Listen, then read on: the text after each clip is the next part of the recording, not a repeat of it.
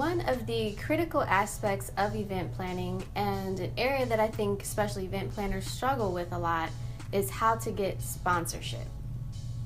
I've been blessed that with all of the special events that I've planned, I was able to get sponsorship, both monetary sponsorship and product sponsorship. And so I'm happy to share with you today my tips for how to get sponsorship.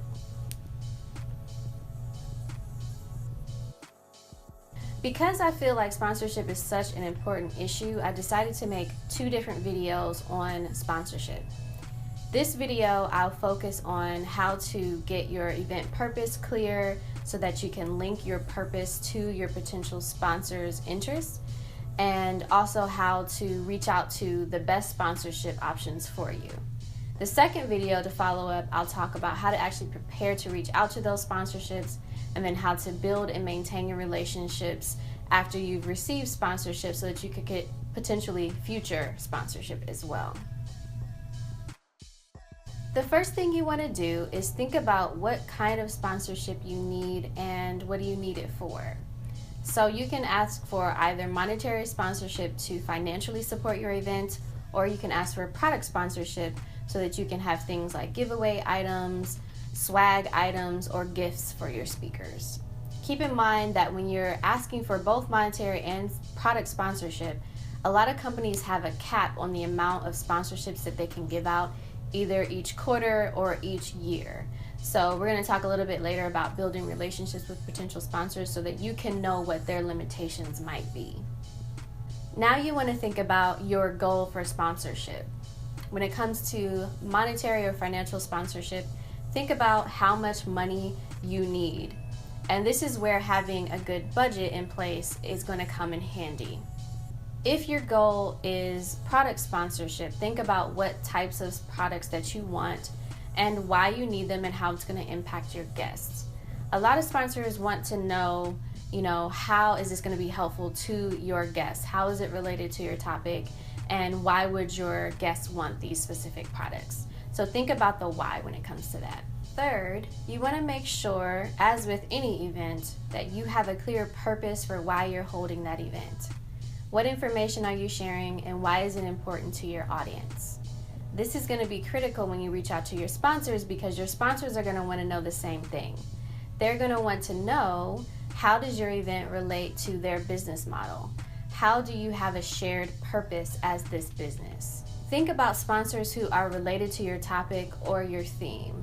You can also look to businesses or companies that have supported similar events as yours in the past, so you can get an idea of who might also support your event.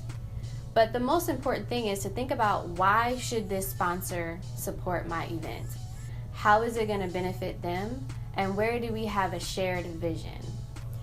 My experience has been that sponsors, that is their most important question they're going to ask. How does this help their brand, and how does this make their company look good?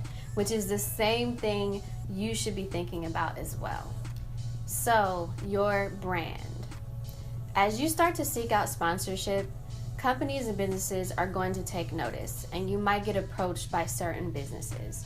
But think about whether or not you want to be associated with them.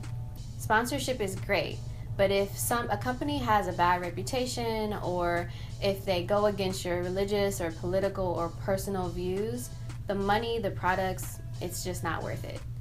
We talked about this a little bit in my interview with Sirius Edition.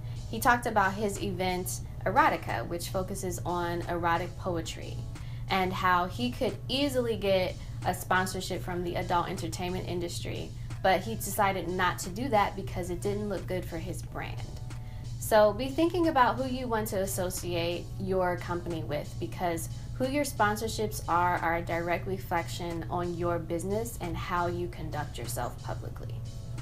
Now, once you've identified the sponsors you want to reach out to, contact them and build relationships with them in a meaningful way. If you don't have a specific contact, ask for the sales department and ask for a specific contact who is the most important person to communicate with about potential sponsorships. Once you have your contact, talk to them specifically about their sponsorship goals. Ask them what projects they want to support, and ask them how you can support them in return. I will say that when it comes to nurturing relationships with sponsors, it might take a while, so be patient and just continue to reach out to them and stay in communication as much as you can, and ultimately it will work out in your favor. So this was part 1 of my sponsorship series. I would say focus on this video before you move on to video 2. Really get clear on your purpose and find sponsors that have a shared vision as you and start to build those relationships. Then check back for video 2, which I'll have up in the next couple of weeks, where I talk about how to actually prepare to reach out to those sponsorships, and then what to do once you get sponsorship and how to continue to build those relationships so that you can get potentially future sponsorship. I hope you enjoyed this video and that you check back for video number 2. Don't forget to subscribe to the channel. Hit the bell so that you don't miss any time that I post. Like my page on Facebook, follow me on Instagram, and I will see you in the next video. Thank you so much for watching.